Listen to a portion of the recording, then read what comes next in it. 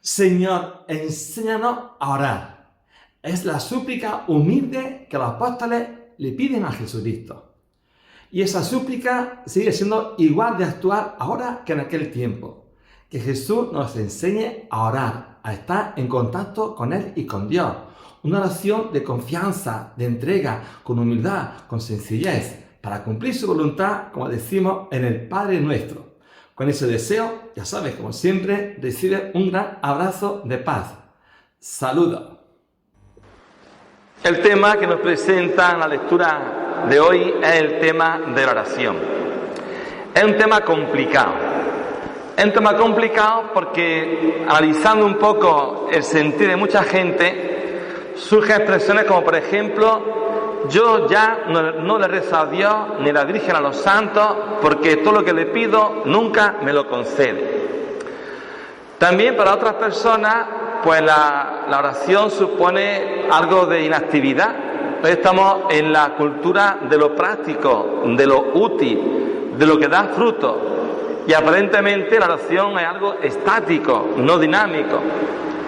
Luego también hay gente que, como dice nuestro refranero, nos acordamos de Santa Bárbara cuando truena y acudimos a Dios o a la Virgen, a los santos, pues prácticamente en un momento de apure o de dificultad.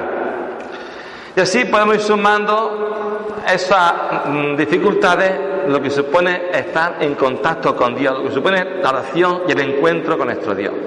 Por eso es importante que resuene en nosotros esa frase humilde de los apóstoles que le decían a Jesucristo después de verlo rezar: Señor, enséñanos a orar. Señor, enséñanos a orar. Porque Jesucristo, durante su vida pública, fue un maestro de oración. Tuvo momentos importantísimos de oración, por ejemplo, un poco antes de juntarse y elegir a los apóstoles, también un poco antes de resucitar a su amigo Lázaro, incluso en la cruz, también Jueves Santo. Es decir, son momentos en la vida de Jesús que demuestra ese espíritu de oración. Y aunque los apóstoles eran un pueblo muy religioso, pueblo judío, y estaban acostumbrados a rezar, algo verían en Jesucristo para pedirle humildemente esa petición: Señor, enséñanos a orar. Pero ¿qué es orar? ¿Qué es rezar?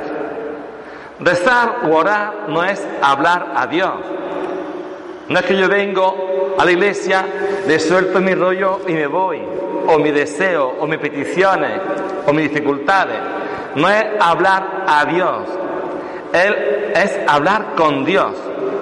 Es yo comunicarme con Él y dejar que Él se comunique conmigo. ¿Cómo lo hace Dios? A su estilo.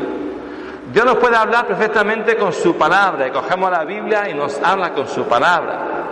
Pero también Dios nos puede hablar por el móvil.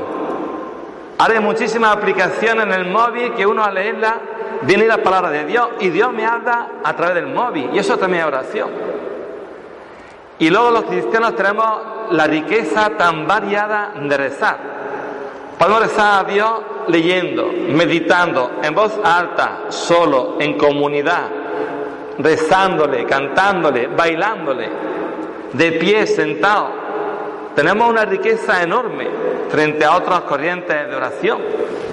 Y luego tenemos también, sobre todo, el espíritu y el estilo y los consejos de Jesucristo. La oración es entrar en contacto con Dios, es mirar a Dios, es buscar el encuentro con Dios, es dejarme iluminar por Dios, es poner a Dios en mi vida, y también es tener momentos concretos de oración. Jesucristo, para responder a la petición de los apóstoles, no le dice una técnica, le dice algo mejor. Le enseña y nos enseña el Padre Nuestro, que es el resumen de la vida de Jesucristo. Decía Santa Teresa de Jesús que solamente con el Padre Nuestro, con esas dos palabras, ya tenía horas y horas de oración. Y es verdad. No rezamos a una energía cósmica que está muy de moda ahora. Yo pienso en esta energía cósmica, en el universo. No. Rezamos a un Dios que es papá, ni siquiera padre. Porque la expresión de Jesucristo cuando habla con Dios no es padre, es en arameo Abba. Abba, en arameo, que era el dialecto de Jesús. que vendría a ser nuestro papá o papaíto.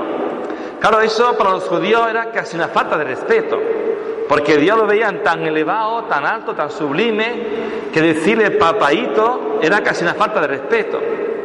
Incluso nosotros tenemos oraciones donde hablamos a Dios de usted, y aún las seguimos haciendo. Y Jesucristo en ese comienzo ya nos está dando esa cercanía junto a nuestro Dios. Abba, papá, papaíto. Luego nuestro, no mío, sino nuestro. Y así vamos desglosando lo que es esa oración maravillosa. Que su nombre sea santo, que busquemos siempre su voluntad, no que Él haga la nuestra, ni siquiera con el lenguaje ese que también hacemos algunas veces. Señor, si me concede esto, yo a cambio haré tal cosa. Es un diálogo un poco interesado.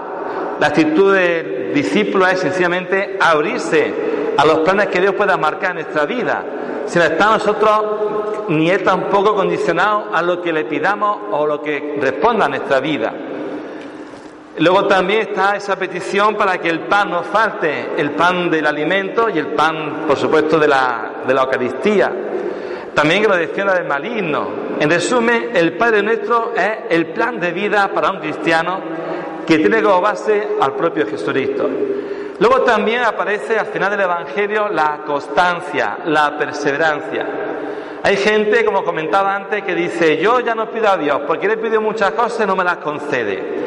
Dios no es el genio de la lámpara maravillosa, que le pido un deseo y me lo concede. Dios responde a su estilo, que no siempre es el que nosotros esperamos y deseamos. Pero eso también pasa a nivel familiar. Una madre o un padre no da a su hijo todo lo que le pide su hijo, incluso aunque sea cosas buenas. ¿Por qué? Porque los papás, las mamás, tenéis otra mirada distinta de lo que el niño puede ver. Y lo que para el niño puede ser un bien, por ejemplo, imaginaos un ejemplo muy sencillo. Imaginaos que un hijo tiene algo de azúcar y no le convienen los dulces ni los caramelos con azúcar. Y tiene un deseo, mamá, cómprame esto. Y la mamá o el papá sabe que no conviene y no se lo concede. ¿Por qué? Porque su mirada es distinta a la del niño. Y eso también pasa en el tema nuestro, en ese contacto con Dios. Lo que le pedimos a Dios no siempre es lo que Dios al final nos lo da, pero su respuesta siempre va a ser superior a lo que le pedimos. Y por último, junto a esa perseverancia para pedir el Espíritu Santo, no hay que olvidarlo, es verdad que Jesús dice, pedid se os dará, pero al final San Lucas nos decía cómo Dios va a negar el Espíritu Santo a quien se lo pida. Y tenemos que reconocer que no solemos pedir mucho el Espíritu Santo. Pedimos otras cosas, pero no tanto la presencia del Espíritu. Pues decía, para terminar la reflexión, el tema de la figura de Abraham, que también se convierte en modelo de oración porque no pide para él, pide para los habitantes de una ciudad, Sodoma y Gomorra, para que no puedan perecer. Es lo que se llama oración de intercesión. Pedir a Dios por los demás, no por uno mismo ni nuestros propios intereses, sino por los demás. Y con esa confianza se podrá cumplir lo que decía el salmista en el Salmo responsorial. Cuando recé al Señor, Él me escuchó. Y yo solamente puedo decir, gracias, Señor. Que nuestras oraciones sean también de agradecimiento, sean de alabanza. Y no hay que olvidar que dentro de las oraciones de los cristianos, como ejemplo está el Padre Nuestro, que repito, es un plan de vida, que es importante llevarlo a la práctica con nuestra propia vida. Junto a eso tenemos la misa.